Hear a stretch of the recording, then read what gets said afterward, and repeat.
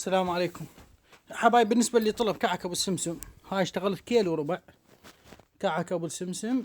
هيك وجبة صغيرة اشتغلتها للبيت بهاي العجانة لين باليوم. وراح انطيكم هسه مقادير محل والبيت. هنا صفرنا الجذر، خليت كيلو وربع مي طحين، عفوا كيلو وربع طحين متعدد الاستعمالات. وخليت فوقه زبد الدار، هذا الدهن الجامد، خليت 400 غرام. هاي 400. هسه نخليها على العجانة، خليها تعجن زين. نجيب سطل، هاي هنا بالعجانة، حتى نريد الطحين والزبد كله يتجانس. هسه صار عندنا كيلو وربع طحين و400 زبد. راح نخلي 400 شكر و300 غرام مي وملعقة كوب امونيا. هذا هنا نجيب السطل، خليت 400 شكر، وهنا خليت 308 غرامات مي خبطتهن سوية. هنا أنا راح اجيب ملعقة امونيا. هذا طبعا الطحين هيك راح يصير قوامه من سوية الزبد.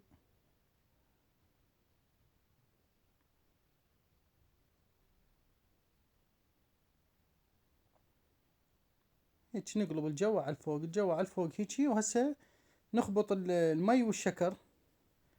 خليت ملعقة امونيا، هاي ملعقة مال كوب امونيا كاملة، خبطتني بايدي، ذوبت الشكر ويا المي. هسه راح انزله على العجين.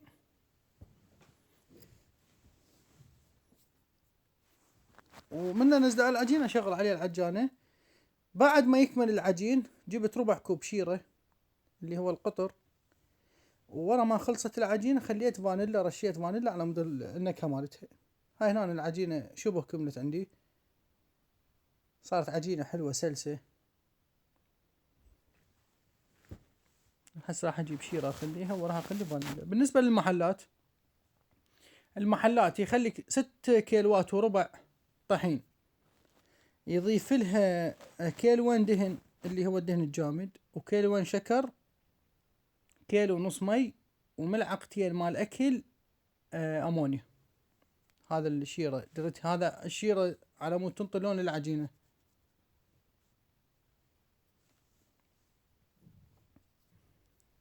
راح تنعجن شوية. هنا انا ايش راح اسوي؟ راح اشيل واكمل العجين بيدي. هاي هنا كملت العجينة بيدي، راح اخلي عليها فانيلا. والفانيلا الافضل انه تكون ويا المي ويا الشكر، بس نسيتها وخليتها هسه رشيتها رشة مال فانيلا. راح اعجنها بيدي، عجينة حلوة وسلسة تقريبا، اقوى من عجينة الدونات، اقوى يعني.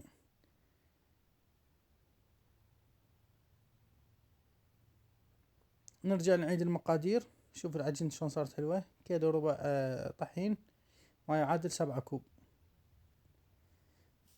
وكوب ونص زبد، وكوب ونص شكر، كوب مي، وملعقة مال بيكن باودر امونيا، ملعقة مال كوب. الامونيا نستبدلها بالبيكن باودر عادي، تستبدل. انا عندي سمسم، خليت عليه شكر، وراح ابخ عليه مي وافركه بايدي. الشكر ويا المي يصير هيك، يقوم يلزق على مود يشلب بالعجين مالت الكعك، على مود يشلب بالعجينة.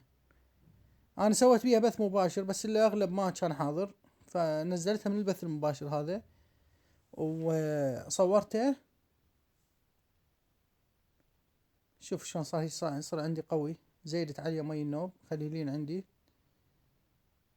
خليتها ترتاح العجينة تقريبا ربع ساعة أقل، وهي تقدر تشتغلها قبل.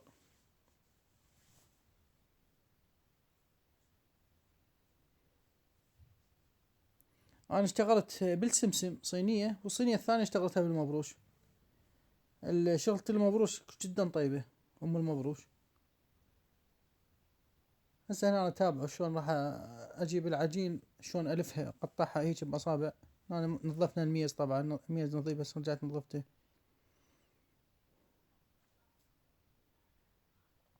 شوف العجينة، شوف سلاستها شلون حلوة، عجينة كلش حلوة وهيك وهشة. هنا نفردها بالايد وناخذ قطع صغار على الحجم اللي نريده احنا نسوي. هاي القطعة هاي حجمها، تيجي تصغر تيجي تكبر عادي مو مشكلة. بس هاي القصة كلش مرتبة، قصيت قياس واحد، اترس الصينية وارجي اسمسم، يعني اخليها بنص السمسم واخليها تصير ويا العجين. الفرن 180، الوقت نص ساعة تقريبا. هنا اهم شي انه ويا السمسم شكر ومي ضروري اثنيناتهن، مو بس مي.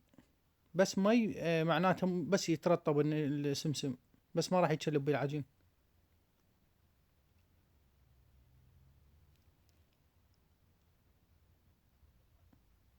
استبدال الامونيا بالبيكنج باودر هم يرهم عادي.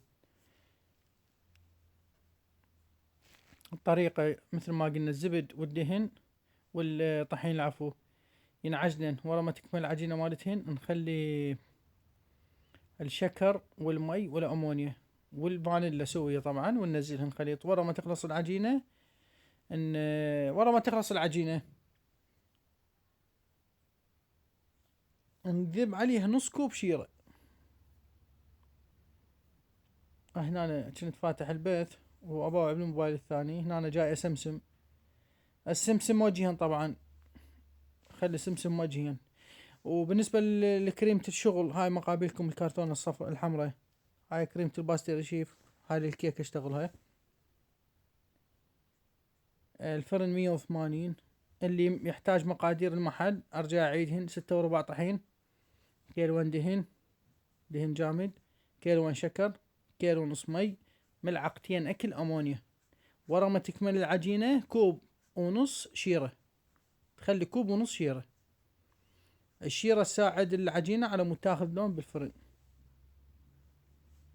وحتى هم ما تطول عندك بالفرن. واذا تريد للسمسم تخلي الشيرة وتخبطه بشيرة وتخففها يعني عادي، تيجي تخلي دبس هم عادي مو مشكلة يرهم. هنا كملنا العجينة، بس هاي العجينة راح اكملها اشتغلها للمبروش. راح اكمل الصينية هاي.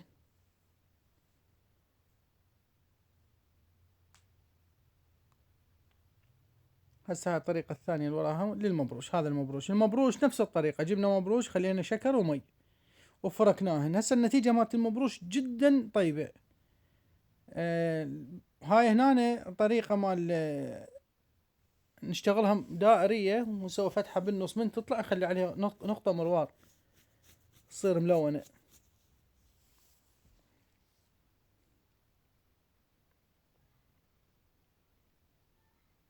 هنا كملت الصينية،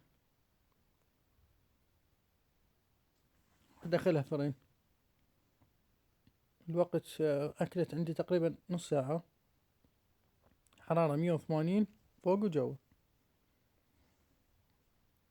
حبايبي اريد من عندكم تعليق ومشاركة عند الاصدقاء، اريد الحساب يصعد فدوة لان علي ابلاغات الظاهر، لان كل ما افتح بث تجيني تحذير. هنا أنا بالفرن ورا ربع ساعة، وهاي النتيجة النهائية. هذا الشكل مالت الكعك المبروش وكعك ابو السمسم. العجانة اللي اشتغلت بيها هذيك قدامكم اسمها الامبليوم 15 لتر.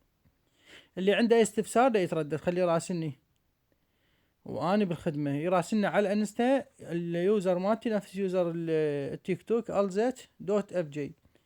والمقادير هسه راح اكتبها على الشاشة حتى تكون واضحة اكثر. هاي الصينية هاي مالت المبروش.